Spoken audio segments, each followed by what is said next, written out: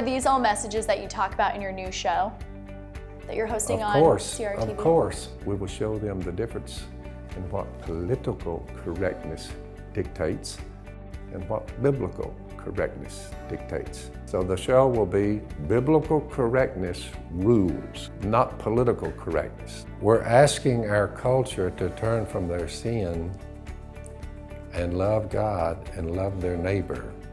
So if you look, you say, I wonder if we would be better off if we loved God and loved each other. What do you think? I used to get high, get drunk, get laid on a regular basis. You say, you repented. I turned from that. CRTV, it's interesting. It's a different format from your show on A&E because that, it's a subscription-based digital network. Do you think that that's the future for conservatives, that often they have their speech censored by whether it's Hollywood, the media? Who knows? I just know that when we did the Duck Dynasty thing, since the sponsors were there, if the sponsors didn't like something yours truly had to say, especially about spiritual matters, well, the sponsors would just pull out. Well, you lose $2 million there. So they kind of hold that over your head. You will hold to the party line and you will be politically correct, or it'll cost you money. In our case, we said, we don't mind. I quoted a Bible verse and they read it on national TV and people got to hollering what a mean man I was because somebody said, is perversion a sin? And I'm like, I quoted 1 Corinthians 6, 9, and 10, don't be deceived, neither the sexually immoral, the idolaters, the adulterers, the male prostitutes, the homosexual offenders, the thieves, the greedy, the drunkards, the slanderers, the swindlers. They won't inherit the kingdom of God. And that's what you got in trouble for saying in that GQ article, correct? So that cost us about $10 million, but we had plenty left. With the recent things coming out with Harvey Weinstein, it's interesting that Hollywood considers themselves the gold standard for morality. And then all of this comes out. Do you think that that's going to change anything in that scene, or do you think this is going to be blown over like everything else? Everyone needs to remember, I reminded the speech I gave a couple of weeks ago. I said, can y'all believe it? There's immorality going on in Hollywood. I am shocked. But I did add this, Weinstein and all the rest of them, they can be forgiven. Just turn from that.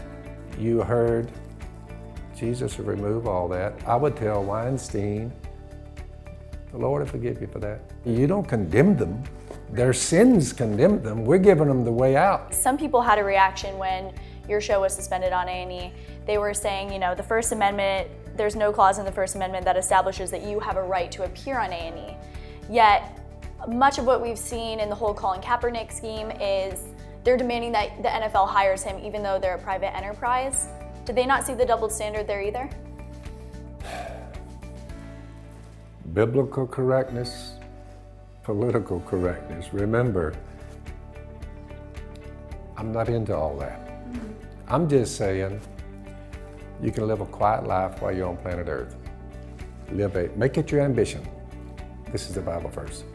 To live a quiet life, mind your own business, work with your hands, doing something that's good so that your daily life will win the respect of outsiders, hard work, so that you won't have to be dependent on anyone.